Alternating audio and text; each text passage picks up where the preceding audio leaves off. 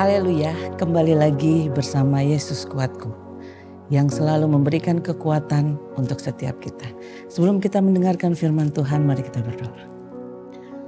Tuhan Yesus, terima kasih untuk hari ini. Kami akan mendengarkan kebenaran firman Tuhan. Tuhan yang bekerja melalui firman-Mu untuk setiap kami yang mendengarkan. Terima kasih Tuhan, dalam nama Yesus kami berdoa. Amin. Puji Tuhan, kita buka firman Tuhan di dalam Filipi 2 ayat yang kelima. Hendaklah kamu dalam hidupmu bersama menaruh pikiran dan perasaan yang terdapat juga di dalam Kristus Yesus. Mari kita belajar langsung dari Tuhan Yesus sendiri. Bagaimana Tuhan Yesus memakai pikiran dan perasaannya untuk menghadapi kehidupan ini. Kita lihat apa yang Yesus lakukan waktu menghadapi masalah. Kita buka dalam firman Tuhan Markus 4 ayat 35 sampai 41. Perikop di sini mengatakan angin ribut diredakan. Murid-murid saat itu sangat ketakutan karena taufan. Bahkan air sudah mulai masuk ke dalam perahu. Tetapi saat itu Yesus tertidur. Murid-murid sangat ketakutan sehingga mereka membangunkan Yesus. Dan mereka berkata, "Guru, Engkau tidak peduli kalau kami binasa." Yesus bangun saat itu dan dia menghardik angin itu dan berkata kepada danau itu, "Diam, tenanglah." Lalu angin itu reda dan danau itu menjadi teduh sekali. Puji Tuhan, dalam kehidupan ini kita tidak akan luput dari masalah. Mungkin kita sedang mengalami masalah ekonomi, kita sedang mengalami masalah dalam keluarga kita, atau sedang mengalami masalah-masalah yang lain, atau sakit penyakit. Tetapi jangan biarkan masalah itu mengendalikan kita.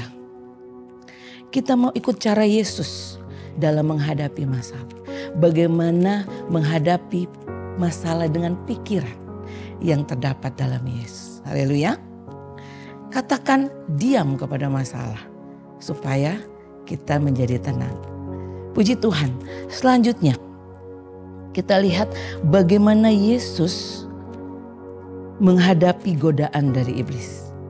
Kita lihat firman Tuhan dalam Matius 4 ayat 3 sampai 11. Di situ dikatakan, "Jika engkau anak Allah, perintahkanlah supaya batu-batu ini menjadi roti."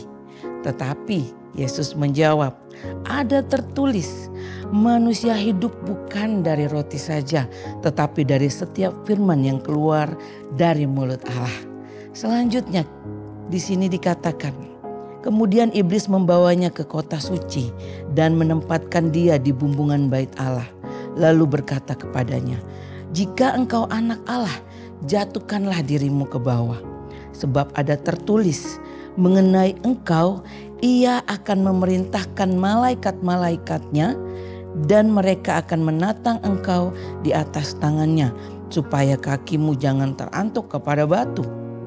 Yesus berkata kepadanya, "Ada pula tertulis, janganlah engkau mencobai Tuhan Allahmu."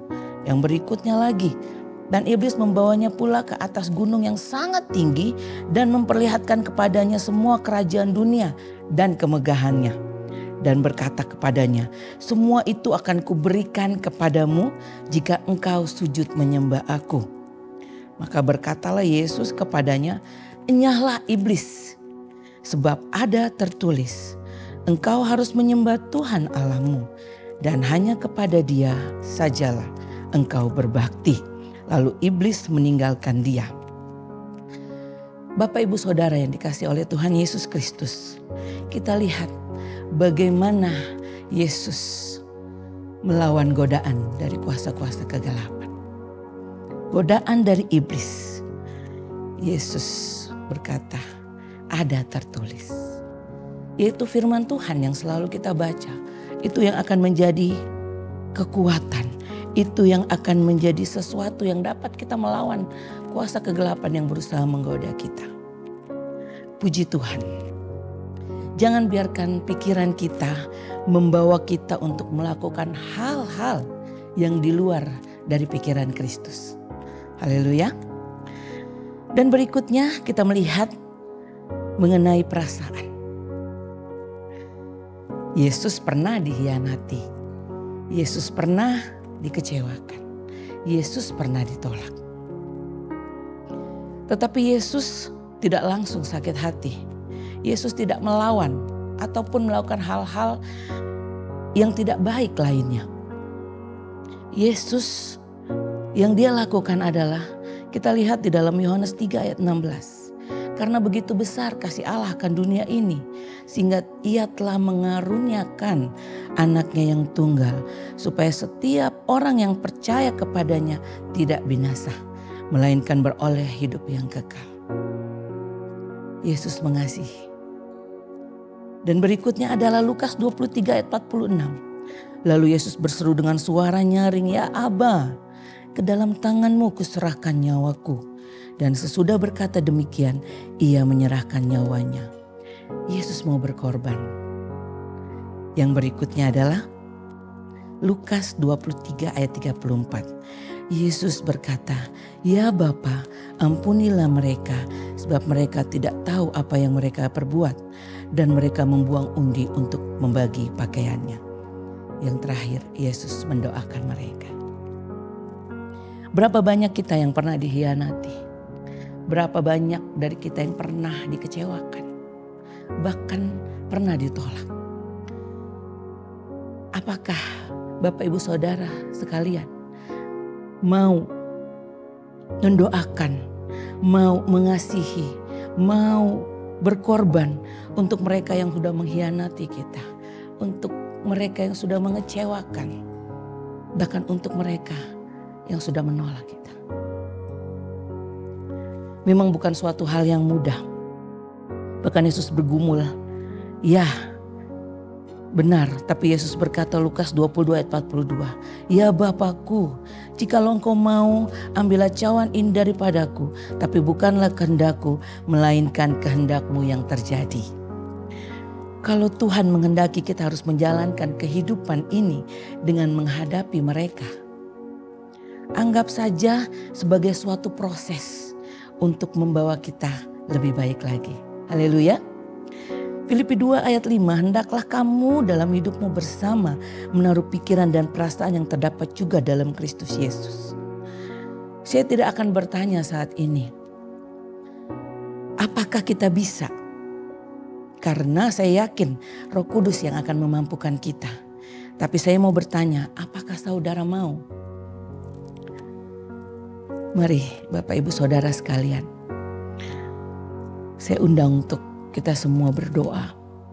Bagi semua yang mau untuk menjadi pemikiran, memiliki pikiran dan perasaan seperti Yesus, taruh tangan saudara di dada saudara.